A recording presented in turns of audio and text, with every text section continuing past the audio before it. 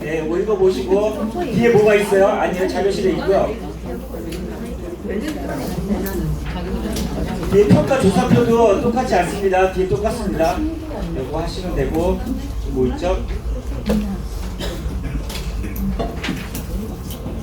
평가 계획은 뭐 똑같아요. 이거는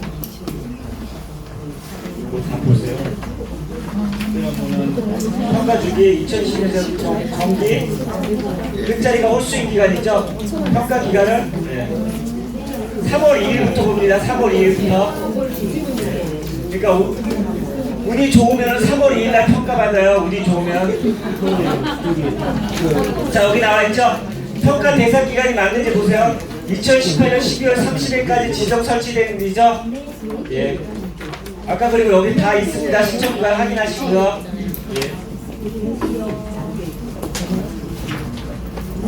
네, 여기 그 교재에는 이제 정확하게 해설은 안 나왔는데 우리가 돈을 주고 봉사를 한다라는 거는 말이 안 되거든요. 그거 이제 뭐 내가 더 정확하게 알아보겠지만 우리가 돈을 주고 사는 거잖아요. 그건 봉사가 아니지. 그러니까 우리가 돈을 제공한 거는 안 되고 저기 하면 알아서 하세요. 그 뒤로 찔러주세요. 옆으로 찔러주세요. 공식적으로. 자, 그 다음에 13번 볼게요. 기관은 수급자와 직원의 안전을 위해 감염관리 활동을 실시합니다.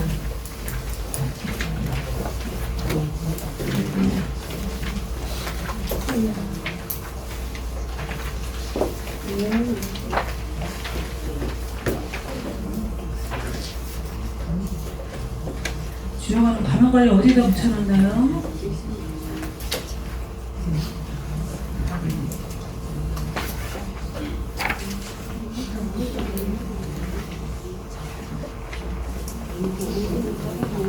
그게 아니구나. 헷갈려.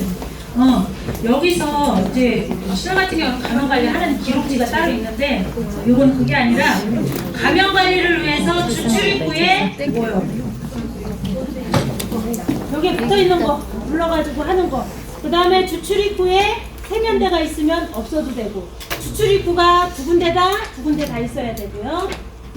그 다음에 간호에 필요한 비품의 소독 및 청결 상태가 양호한지 간호비품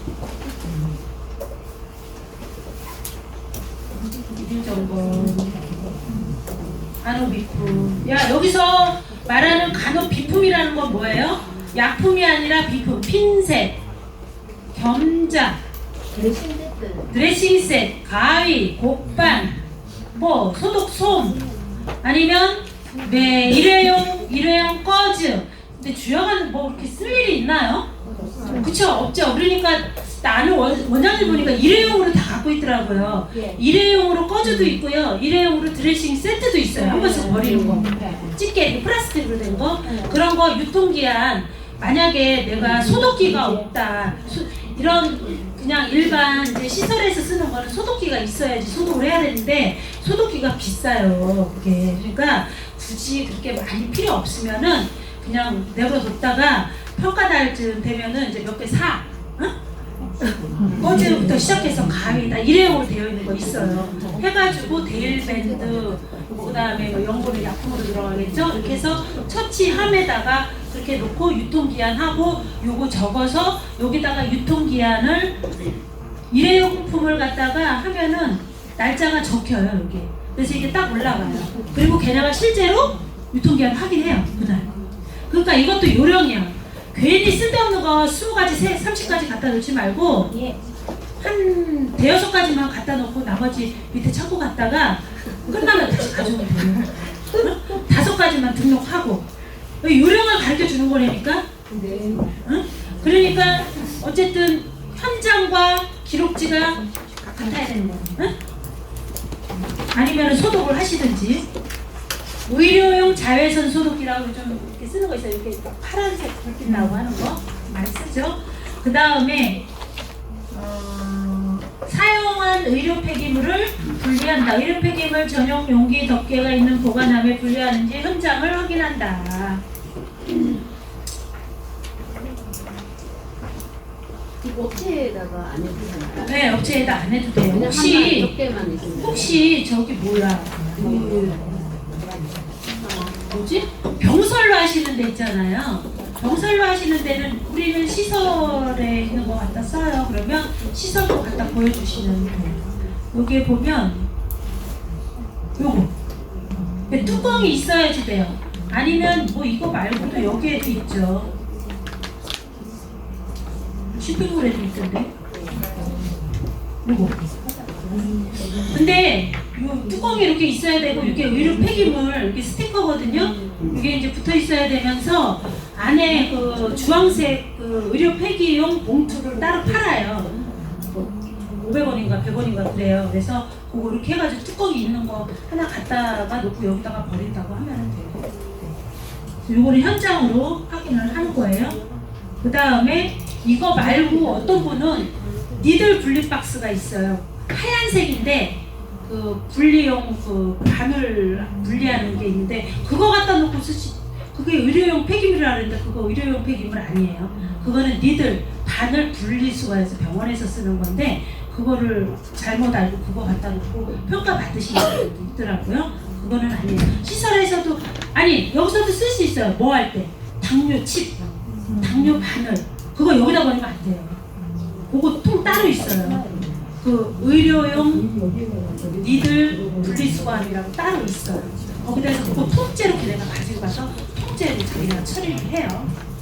그래서 그거하고 이거하고는 틀리다 라는 거 알고 계시면 되고요. 그것만 있어도 안 되고 이거는 꼭 있어야 돼요. 그 다음에 분기별 1회 이상 실내외 소독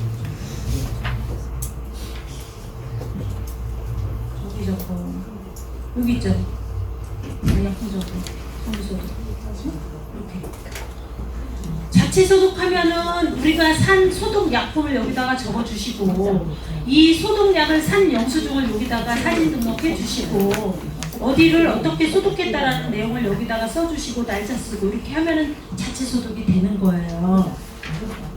근데 외부 업체는 뭐가 있겠죠. 뭐 소독 증명서도 있고 뭐 이런 것들 그리고 걔네가 쓴 소독 약품 뭐 이렇게 하고 여기다는 뭐 사진을 넣어도 되고 안 넣어도 되고.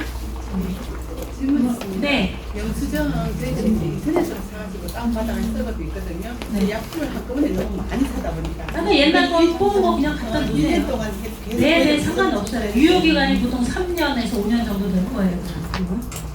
한 병 사면 거의 내가 알기로는 한 5년 이상 쓰는 거예요. 그 다음에 주시고 영수증을 챙기세요. 평가자는 영수증 되게 좋아해요. 그게 확실한 증거라고 생각을 해요. 자, 그 뒤에 보면 14번 기관은 시설 기준을 준수합니다. 자, 이거는 무슨 얘기냐면은 우리가 주간보호시설을 처음에 오픈할 때 도면을 구청에다가 내고 허가를 받아요. 구청. 구청에서 허가받은 도면이 하나 출력해서 놓으세요. 근데 허가받을 때 물리치료실을 저쪽에다 해가지고 물리치료실로 허가받았는데 지금 거기가 창고야. 그럼 돼요? 안 되죠.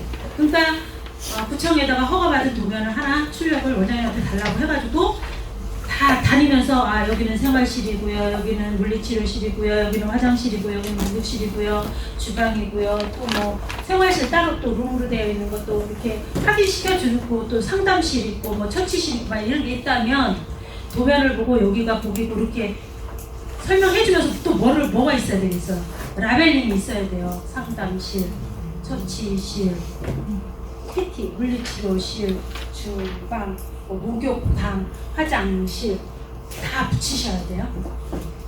라벨. 그거는 현장 점검을 하고 점수를 1점을 주죠. 여기 있네요. 시행규칙에. 자, 넘어갑시다. 어렵지 않아요. 15번. 기관의 실내환경을 적정하다. 기관의 내부의 채광이 적정하다. 창문 없는 데는 없는 것 같아요. 창문이 그냥 쫙 있으면 채광이 되겠죠.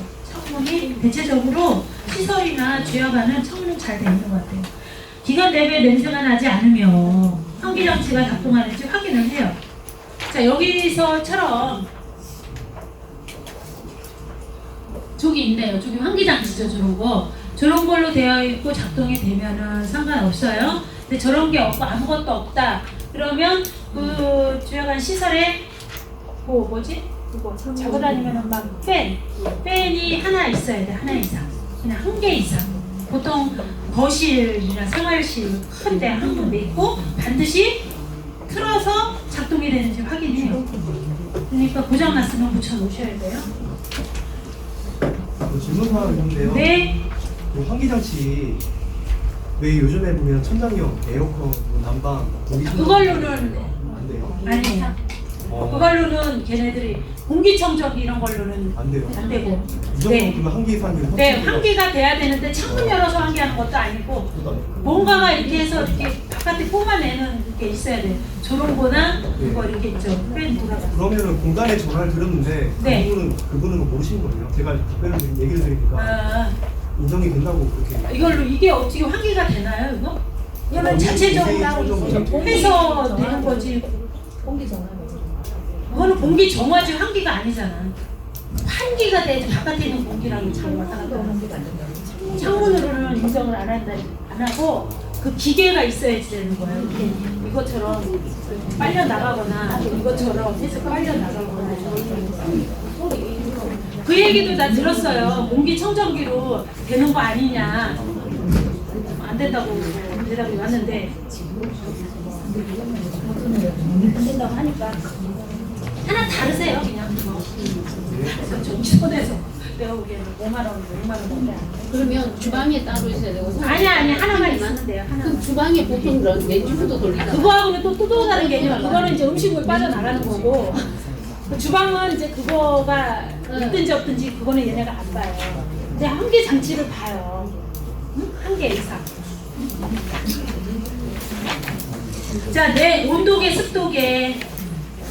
뭐 5,000원짜리 하나 사서 갖다가 묻히세요. 이거 디지털 온도계, 습도계. 16번. 기관은 수급자가 안전하고 편리하게 활동할 수 있는 환경을 갖추고 있습니다. 자, 자동 열림 장치. 이거 뭔지 알죠? 자동 왜 화재 나면 자동 열리는 거. 근데 이제 한 층이 아주 넓은 데가 있어. 한 200평, 막 150평 이상 되는데 우리가 80평을 잘라서 쓴다. 그러면 150평 이상이면 계단이 두 군데가 있겠죠. 그럼 계단하고 연결된 데는 해야 되죠. 주 출입구도 해야 되죠. 근데 이제 한 층을 다 쓰잖아요. 계단이 두 군데가 시설하고 연결돼 있으면 두 군데 다 해야 되고 주 출입구 해야 되고. 그러니까 비상계단 연결된 계단 해야 되는 얘기예요. 네. 만약에 뭐 여기에서 뚝 잘라서 우리는 여기 안 쓰고 이쪽만 쓴다면 여기랑 연결된 계단만 하면 되고 주 출입구 하면 되는 거고. 응? 그다음에 주방의 잠금 장치. 자, 열쇠 아니면 버튼. 이거 고리 안 돼요. 지팡이로 툭 치고 들어가요. 이거 고리 안 되고. 그다음에 안전한 실내 환경 조성을 위한 한 위험 요인을 제가 얘기했잖아요. 그다음에 싹 치우라고. 세제, 락스, 뭐 린스, 뭐 또 뭐야. 처치실 같은 데도 알코올 같은 거 막 박스로 된 것들이 있어요. 그런 거 다 그냥 아래쪽으로 내려가고 그날 딱 하루 쓸 것만 남겨놓고 다 기저귀고 뭐고 다 치우세요. 기저귀는 참 많지는 않겠다 여기. 우리는 막 시설 같은 기저귀가 박스로 막 치워요. 다 내렸다가 하는데 걔네가 다 어디 갔어요? 왜 없어요? 이런 거 안 물어봐요. 그냥 그런 위험한 물건이 없으면 점수 주고 가는 거예요. 그래서 창고 이제 안 들키게 해야지. 창고 어느 창고에다가 해야지. 저기 딴집 창고에다 놓든지 시설 창고에다 하면 안 되시고 열어보면 다 아니 근데 잠그면 돼. 잠그면 그쵸. 잠금장치 해놓으면 돼요. 안전하게. 질문 있습니다. 네. 그 식탁 주변에 세면대가 있으면 세정제를 특별히 비치 안 해도 된다고 아까 하셨죠? 저기 출입구. 출입구에 네네 출입구에 손 닦는 게 되어 있는 데가 있어. 그런 데는 세정제 부지 않아요. 아, 전체적으로. 들어오면 주출입구에 주출입구에 손세정제를 하게끔 되어 있는데 그게 있으면 손세정제를 붙일 필요가 없다. 알코올 말하는 거죠? 그게 아니라 왜 이렇게 하면 젤리처럼 나와가지고 하는 거 알코올이 좀 섞여 있죠. 그다음에 거기 뭐 전기 콘센트, 플러그형, 마개, 부탄가스, 세제, 칼 가요. 그리고 그날 평가받는 날 프로그램 막 가위 쓰고 칼 쓰고 하는 프로그램 하지 마세요. 그리고 사무실이 이렇게 오픈되어 있는 데가 있어요. 보니까 사무실이 이렇게 오픈되어 있는 데는 칼, 가위, 속옷, 뭐 코타칼 이런 거 싹 서랍에다 짱보세요. 보이지 않으세요? 그 다음에 저런 콘센트 돼지코 있지? 돼지코 저거 한 달 전에 뽑아봐야 소용없어요. 다 없어져. 한 달 전에. 그러니까 평가 날짜 딱 되면 한 이틀 전 다 찾아서 해야 돼. 막 걔네들 막 책상 뒤까지 막 이렇게 해가지고 열어보고 막 열렸는데 한 개라도 열렸으면 점수 안 주거든요. 그러니까 다 이렇게 전체적으로 점검해서 하루 전에 다 나가 놓으셔야 돼요. 미리 해놓으면은 다 없어져요. 하루 전에 하시다. 하루나 이틀 전. 그 다음에 기관 내부에 안전손잡이를 설치한다. 어디? 랩돈. 그 다음에 목욕실. 어디에? 프로그램실에. 세면대하고 변기 주의하고 싱크대하고 이렇게 나와 있어요. 자, 세면대하고 변기는 장애인 편의시설에 의해서 우리가 아예 해죠. 네. 변기에도 있고 미음자, 인거, 남자, 세면대 다 되어 있고 그 다음에 복도도 핸드레일 쫙 돼 있는데 이렇게 이어지지 않고 떨어진 게 20cm인가가 맥시멈이에요. 그러니까 이게 좀 넓으면 그렇게 인정이 안 되는 거예요. 이렇게 20cm 이하로 이렇게 붙어 있어야 된다는 얘기죠. 그래서 다 해야지 되는 거고 프로그램실을 다 해야 돼. 근데 이제 어떤 가구나 이런 걸로 있으면은 안 해도 돼요. 그러니까 예를 들어 우리가 이렇게 했는데 이만큼이 떨어져서 거기다 뭐 하나 갖다 놔거든요. 화분이라도 이렇게 해서 갖다 놓으면 안 해도 되잖아요. 그래서 그런 요령도 좀 필요하고 그 다음에 여기 보면은 싱크대도 하겠는데 주방에 있는 싱크대를 말하는 게 아니라 왜 우리 목욕탕이나 이런 데 보면 이렇게 막 다용도실로 해가지고 싱크대 같은 거 쇠로 된 거 쓰잖아요. 그러면 싱크대가 이렇게 있으면 수도꼭지가 있으면 요 위에다가 하셔야 돼요. 위에다가 일직선으로 이렇게 해야 되고 샤워 꼭다리가 하나 있으면 옆에 이렇게 길다랗게 하고 샤워 꼭다리가 두 개 있으면 가까우면 중간에 하나면 되고 떨어져 있으면 각자 하나씩 이렇게 세로로 이렇게 붙잡는 게 있어야 되거든요.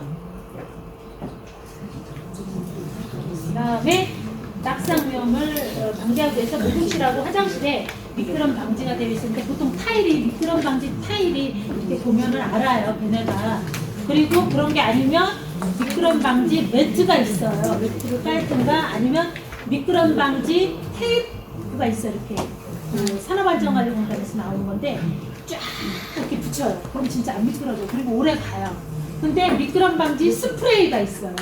그거는 깨끗하게 닦고 건조한 다음에 뿌려야지만 효과가 있는 거예요. 물 있을 때 효과가 없어요. 근데 그걸 인정 안 해줘요. 왜? 그거는 깨끗하게 닦고 말린 다음에 뿌려야 되는데 언제 맨날 그거 깨끗하게 닦고 말리고 스프레이 쓰고 간다라는 것이 현실적으로 이게 안 맞는다고 생각을 하는 거죠. 그래서 미끄럼 방지 테이프나 매트나 이런 거 깔아놓으시면 되는데 요즘은 타일이 워낙 잘 돼 있어서 그 다음에 환자의 이동이 편리하도록 드립턱을 제거한다. 이렇게 턱 있는 거가 2cm까지 인정이 돼요. 근데 솔직히 2cm도 노인네들 지나가다 걸려요. 이 정도에도 이렇게 파킨슨이나 알츠하이머 같은 사람 이렇게 둥정거리는 거 있잖아요. 이렇게 했다가 다 걸리거든요. 이런 것도 딱 이렇게 마감 처리해서 경사로를 만들어야 되겠죠. 그래서 이런 거를 현장으로 얘네가 그 2명 말고 현장 점검하는 사람은 자기네가 뭐를 평가할지를 다 사전에 교육받고 와요. 그래서 그것만 해요. 얘네들 다니면서 그냥 하루 종일 팔짱 끼고 다니면서 그것만 보는 거. 해당되는 거. 선생님들 손 잘 씻나?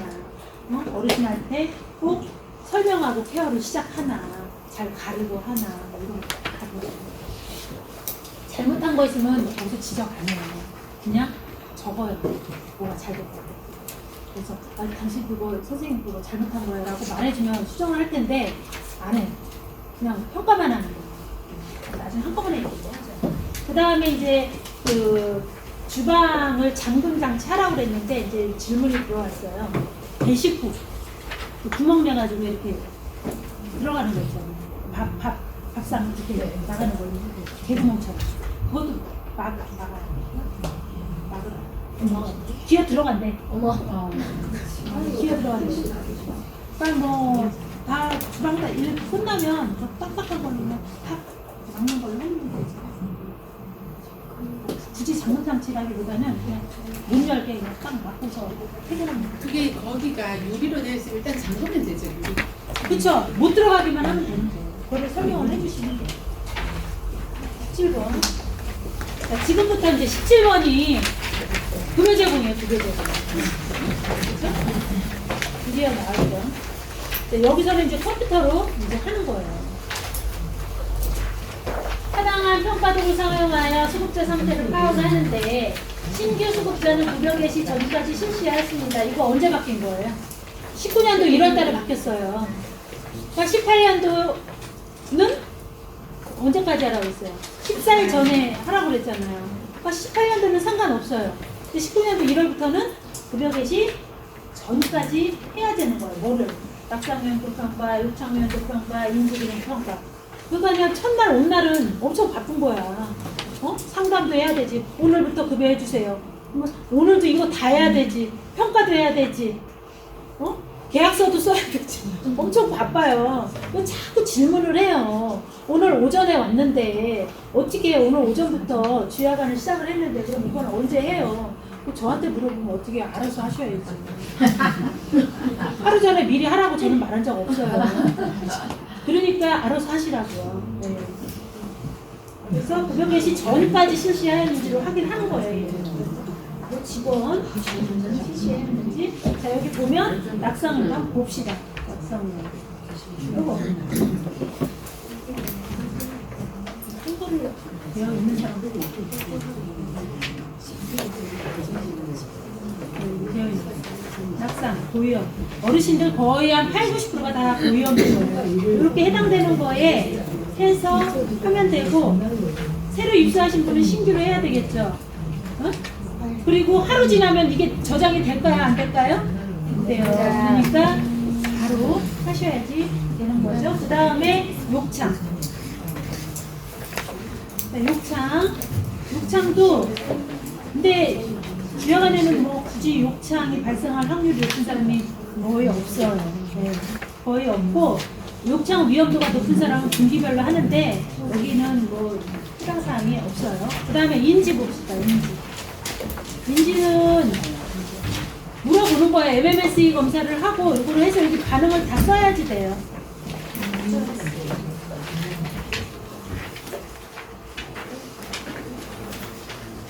낙상 질문 있습니다. 네. 낙상 부분에 약에 관한 그 점수가 있는데요. 낙상에 약에 관한 점수가 있어요. 예. 그게 약을 3가지 이상? 네네네. 네. 전이라고 하는데. 낙상 부분. 이거 말하는 거죠? 여기 3개 또는 그 이상의 예, 약. 예. 네네. 그거를 원래 어르신들이 약이 많잖아요. 예. 그러면 그거를 다 포함을 해야 되는지. 납품하는 거죠. 여기서 뭐만 하라는 말도 근데 없잖아요. 그게 우리가 약할 때 있잖아요. 당뇨가 있고 고혈압이 있고 만약에 이제 뭐 다른 질병이 있어요. 그러면 약 병명이 3가지인지 안 그러면 약 종류, 당뇨약에 2가지 들어가는 어르신도 있잖아요. 그죠? 3개 또는 그 이상의 약 복용. 그러면 저희 같은 경우는 병명을 치거든요. 병명? 예. 그거는 이제 우리 해석인데요? 그건 우리 해석이라고, 우리 해석. 그러니까. 선생님 해석이야. 알로 쳐요. 3개 또는 그 이상의 약 복용. 그렇죠.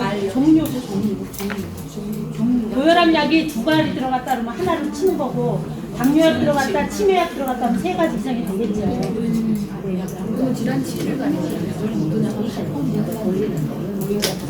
이렇게 해서 낙상면도 아마 이 약은 이걸 거예요. 치매약이나 좀 졸린 약이 좀 많이 들어가면 아무래도 낙상면도가 높으니까 그런 거에 대한 팩트리타를 이거 집어넣었을 거예요. 계획된 약물이라 그러는 건데. 계획된 약물? 네. 앞으로 먹을 약 처방받는 거 말하는 거겠죠? 그러면 그거 정기약도 포함된 거예요? 네? 정기약도 포함된 거예요? 당연히 포함된 거죠. 근데 지지난 작년에 작년에 평가 때는 계획된 약물은 안 쳐주고 추가로 감기가 걸려서 약을 처방받았을 때 그거를 체크를 해야 된다라고 평가단이 얘기를 했다고 들었어요. 그래서 굉장히 혼동이 이건 굉장히 주관적인 얘기예요. 아니 여기에 검사 자체가 그 약물에 대한 3가지 이상인데 그 사람이 먹는 양상이 말하는 거예요. 뭐 지난 7일 관약이라고.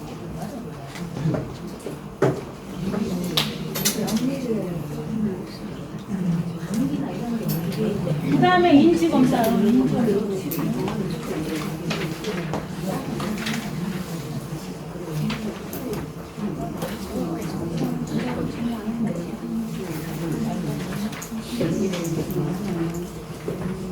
이렇게 물어보면 몰라요, 모른다니까 몰라요. 겨울인가? 대한민국 인천시 몰라요, 요양원 뭐 이렇게 물어본 걸 대답을 쓴 거예요. 그래서 그거에 대해서 이제 점수를 하고 간단하게 그 어린 인지 상태에 대해서 적어주시면 돼요.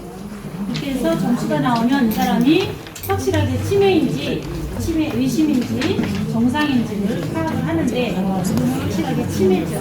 그런 식으로 쓰는 거예요. 이거를 언제 한다? 연 1회 한다. 자, 치매약을 복용하면 이거 검사 안 해도 돼요.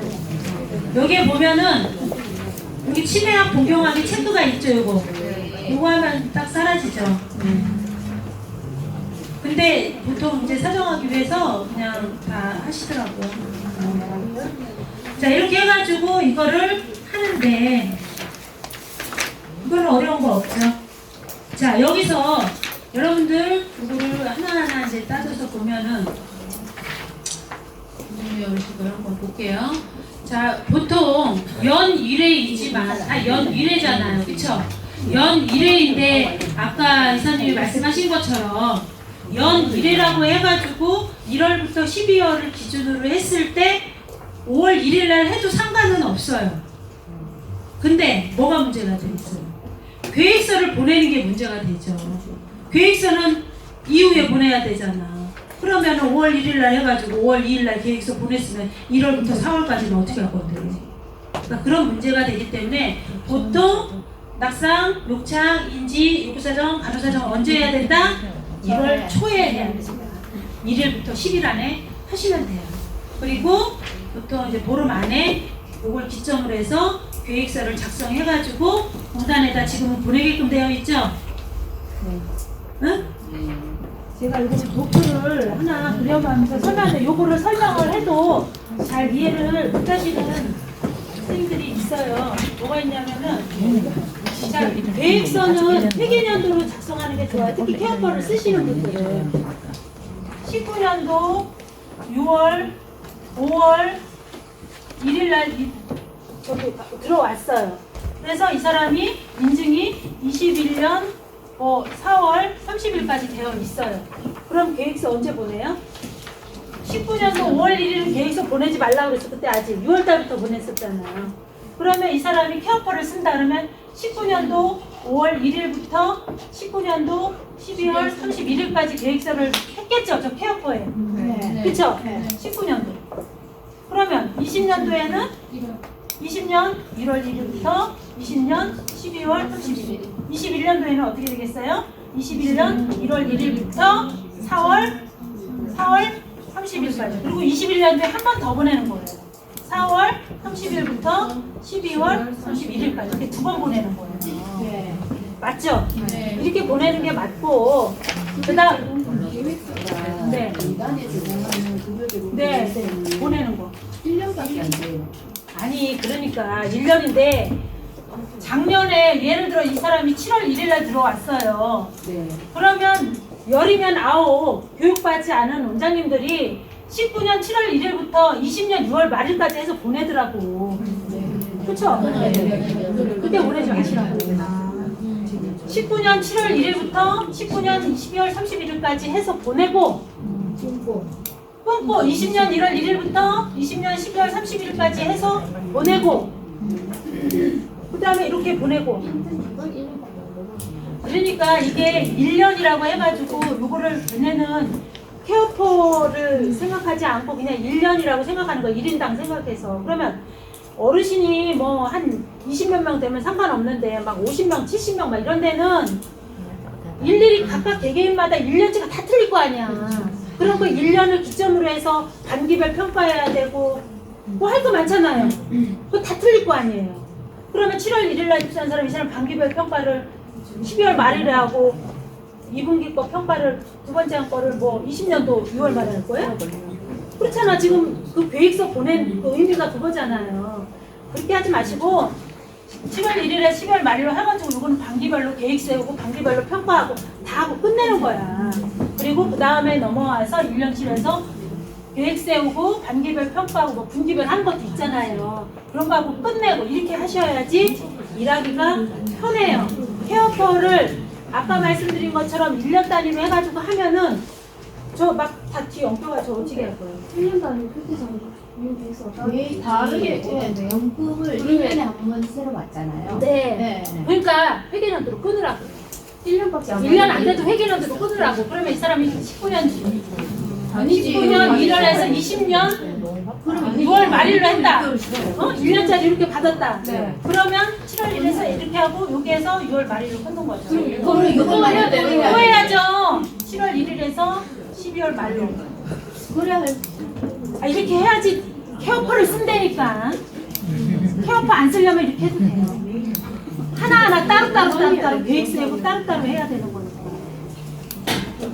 그런데 이미 막 보낸 사람들도 있고 그런데 그런 사람들은 그냥 할 수 없이 알아서 따로 개별적으로 계획 세우고 따로 이렇게 해야지.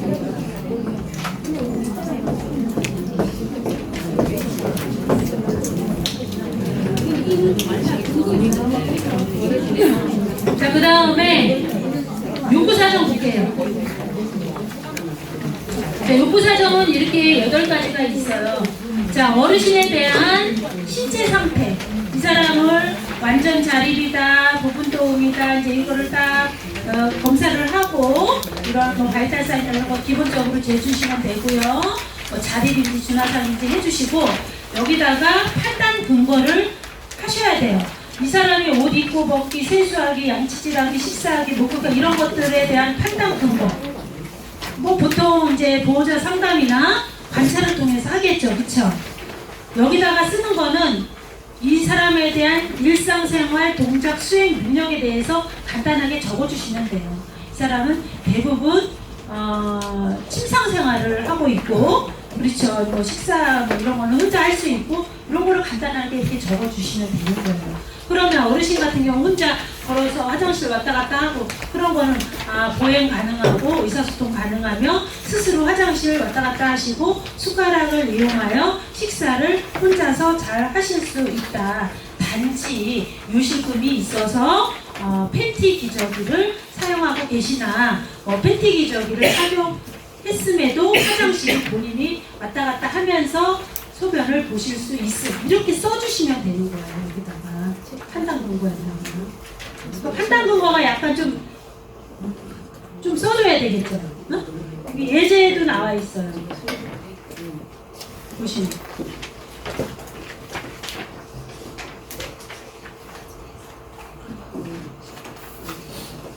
이렇게 나와 있어요.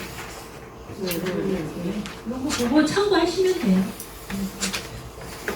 자, 그렇게 해서 신체 상태에 대해서 써주시고 여기에다가 뭐 인지에 대해서 쓰고 그러지 마시고 지금 여기서 물어보는 건 신체 상태에 대해서 물어보는 거예요. 자, 그 다음에 인지는 뒤에 가서 물어볼 거예요. 질병 상태. 이 사람 질병에 대해서 쓰는 거 체크하는 거예요. 당뇨약 먹으면 당뇨, 고혈압, 뭐 협심증, 심근경색증. 이 사람 진단명이 있을 거 아니에요. 약 먹는 거, 치매, 뭐 우울증 약 먹는다. 이런 거는 어떻게 판단을 어떻게 할까요? 보통 올 때 의사소견서 가져오죠. 그 다음에 또 뭐가 좋아요? 약 처방전 가져오면 이 사람 질환에 대해서 우리가 알 수 있어요. 그래서 그걸 보고 판단을 하고 또 쓰는 거야. 우리저저리. 이 사람은 골다 움직임이 매우 심해요. 요절율이 높고 파킨슨 질환으로 약을 먹고 있어요. 그 다음에 평소에 스스로 보행 가능하고 화장실 가능하나 뭐 언제 낙상으로 어쩌고저쩌고 해가지고 혈압이 높아져서 혈압약 추가로 처방을 받고 있습니다. 이렇게 썼어요. 마찬가지로 그 어르신의 약 먹는 거, 뭐 그 약을 언제 뭐 처방받는 것 같다든가 뭐 이런 내용 간단하게 이렇게 적어주시면 돼요. 질환에 대해서 쓰는 거예요, 여기는. 자, 그 다음에 인지에 대해서는 3번이 있어요. 이거를 검사를 하는 거예요. 해당 상황에 대해서 체크를 쓰는 거죠. 그리고 여기다가 반드시 판단 근거를 뭐를 써주면 좋을까요? MMSE 검사한 내용을 써주시면 되겠죠. 몇 점 나왔다는 거. MMSE 몇 점 나왔고, 이 사람이 인지니까 의사소통이 가능하고, 치매가 어느 정도 심하고, 판단 능력이 어느 정도 심하다라는 거, 이런 거를 좀 써주시면 되는 거죠.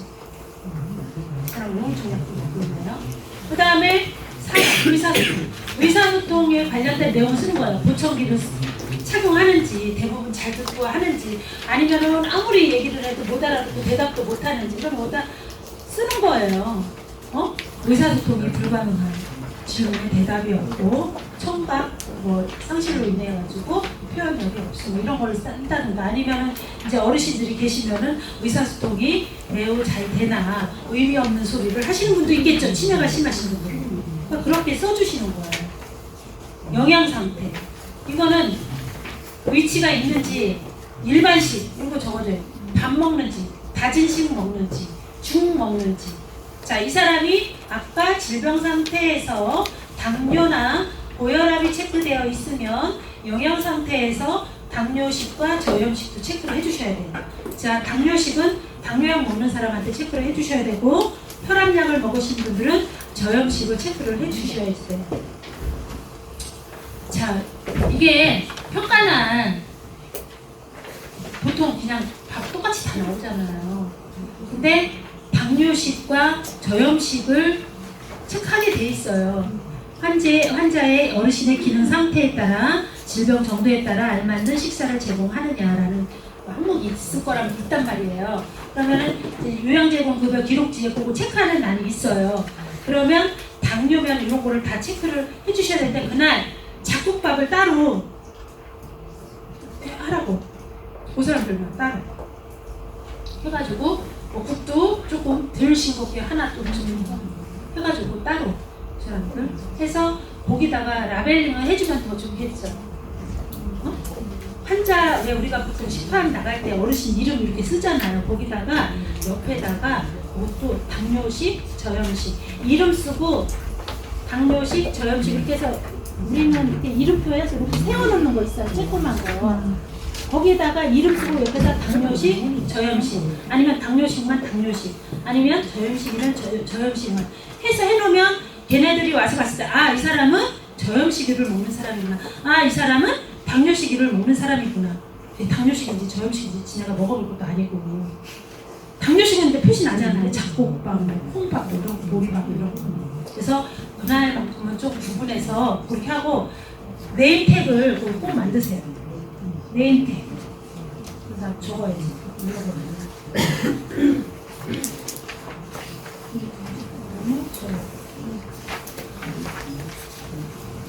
네임택을 만들어서 어르신 밥상 나갈 때 거기다 딱 같이 나가면 확실하다.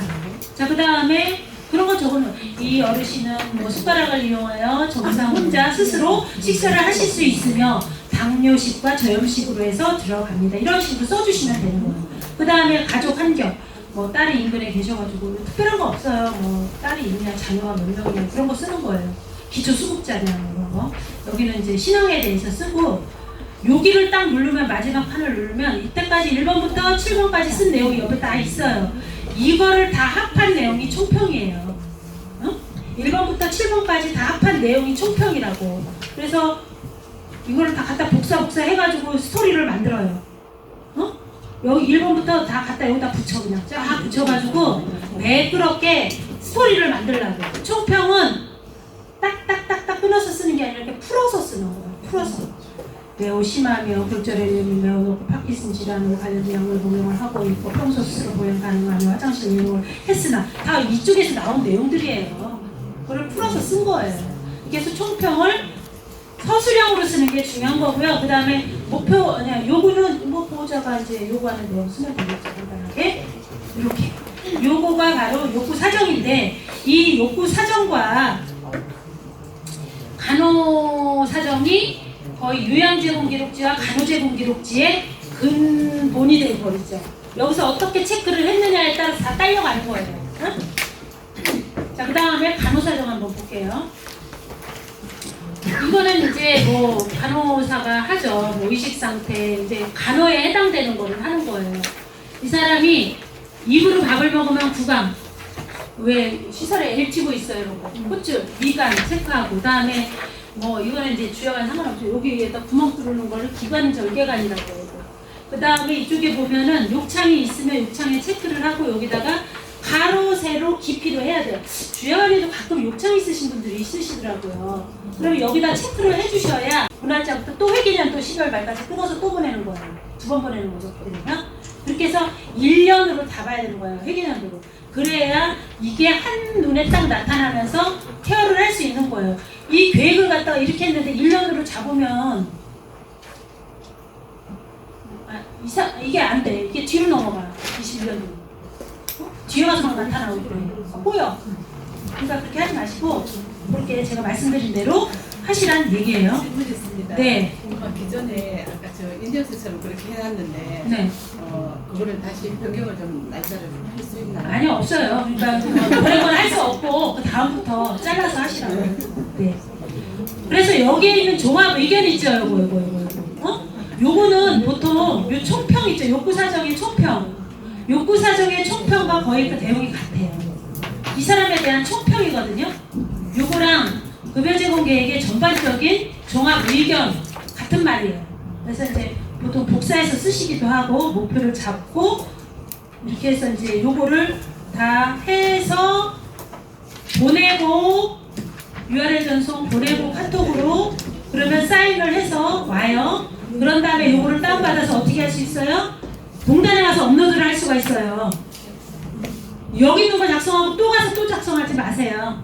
이거 작성하고 요거를 업로드 할 수가 있어요. 요거 해가지고 자, 질문 있으면 빨리빨리 하세요.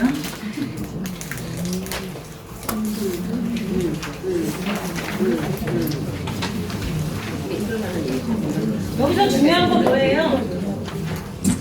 날짜. 요 날짜.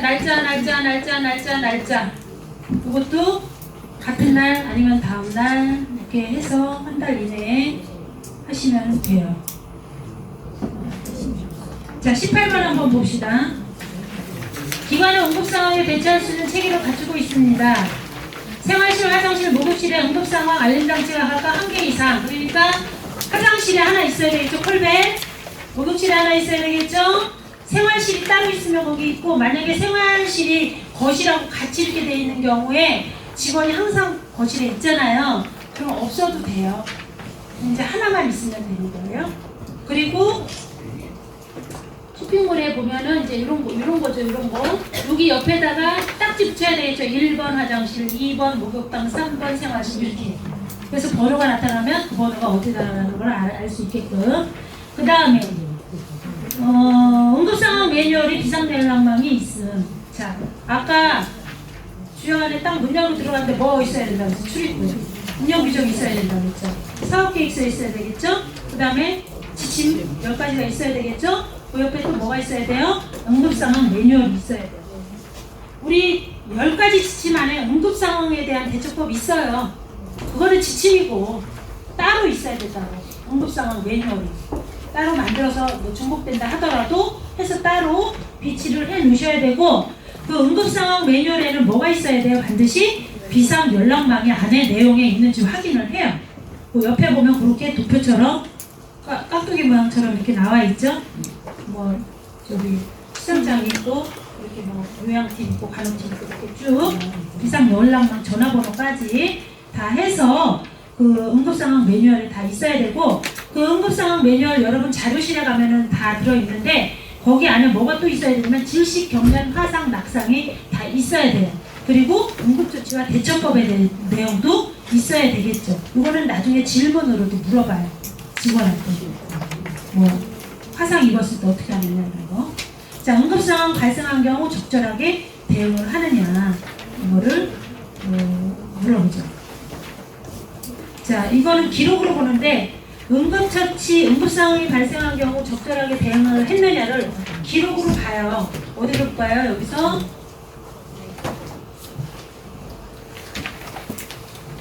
위에 있겠죠.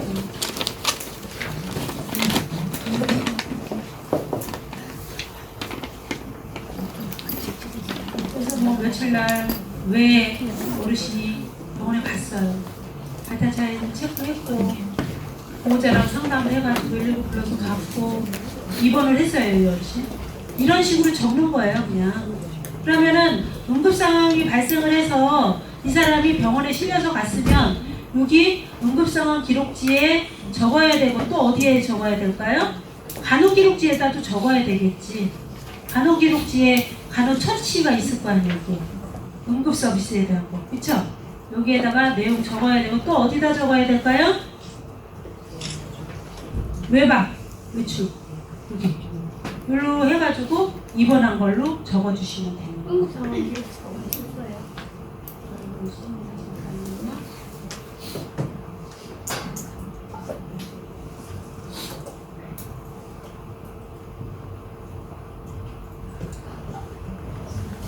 여기 있죠?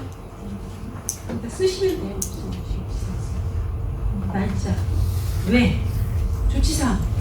조치사항에다가 119 불러서 보내요. 이렇게 쓰면 안 돼. 조치사항에다 뭐 써야 돼요? 최소한 발달 사인은 체크해야죠.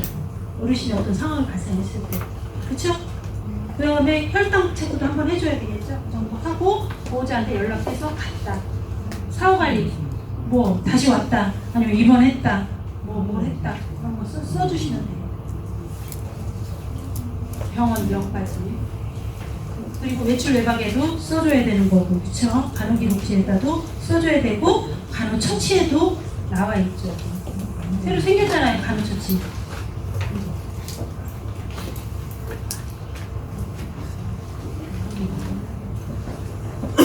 자, 그 다음에 응급상황 발생의 조건에 대한 거 기록을 본다고 했어요. 자, 넘어가고, 그죠?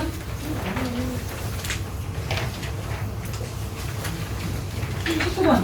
기관은 소방시설을 가지고 정기적으로 점검을 합니다. 소아및 경보 설치를 가지고 매월 점검한다. 이거는 여기네. 정기점검. 소방 한 달에 한 번씩. 쭉쭉쭉쭉. 확인하겠습니다. 저장. 특별한 거 여기다 쓰면 돼요. 예를 들어 뭐가 고쳤다. 뭐 어디서 와가지고 잘못해서 체크하고 그거에 대해서 적고 저장하면 되겠죠? 한 달에 한 번 하는 거예요. 그 다음에 직원을 교육하는 거 있어요. 소아 및 경보 설비에 대해서 직원 교육하는 게 있어요. 이거는 직원 관리의 교육을 여러분들 지금 평가 19번 네 1번